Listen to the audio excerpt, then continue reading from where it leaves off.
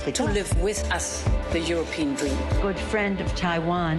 Europe 1, bonjour. Votre revue de presse internationale, nous sommes d'abord en Argentine. Bonjour Flora Genoux. Bonjour. À la une de la presse du pays aujourd'hui. Le départ de Lionel Messi du PSG pour l'Inter Miami aux États-Unis. Une surprise, le remous suscité par cette annonce est absolu, estime la chaîne de télévision TNE, alors que le septuple Ballon d'Or était plutôt pressenti pour l'Arabie Saoudite ou le Barça, son précédent club en Espagne.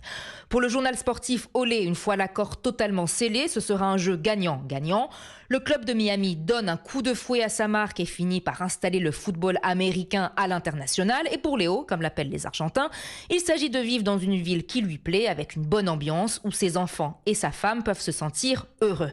La famille, avant tout, renchérit le journal Clarín qui salue une pirouette inattendue et devise dans un éditorial. Certes, l'Inter Miami n'est pas le paradis du football, mais ce n'est pas une retraite de luxe anticipée non plus pour l'Argentin. Le club ne doit pas être sous-estimé. Cette expérience dépendra de ce que Messi en fait, conclut le quotidien. Nous sommes maintenant aux États-Unis avec vous, Aviva Fried. Qu'est-ce qui occupe la presse américaine ? Alors, c'est la mort de Pat Robertson qui fait les titres des journaux américains.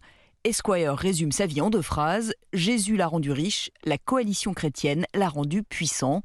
Pat Robertson avait construit un empire fondé sur sa foi chrétienne, explique le New York Times, avec une université, une fac de droit, une chaîne de télé.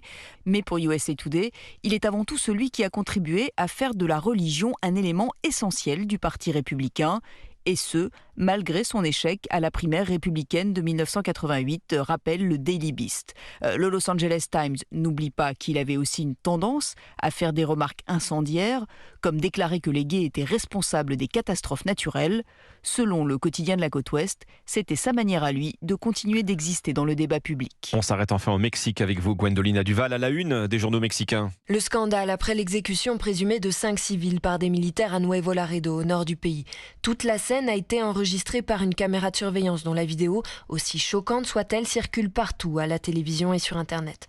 On y voit 5 hommes sortis de force d'un pick-up accidenté par une douzaine de militaires. Les soldats désarment les civils, les passent à tabac, puis les alignent contre un mur. Certains ont les yeux bandés et les poings menottés, décrypte El País. Le média Infobae explique qu'après avoir tiré sur les hommes, les militaires ont altéré la scène de crime en installant des armes auprès des corps et en ôtant leurs entraves. Cette bavure militaire n'est pas la première au Mexique, mais là, les preuves sont accablantes. Selon le journal Proceso, le président mexicain a admis qu'il s'agissait d'une exécution extrajudiciaire. Il assure que son gouvernement ne veut pas laisser passer cela et qu'une enquête est en cours. Merci Gwendolina Duval, 6h54, vous êtes sur Europe 1, très bon réveil.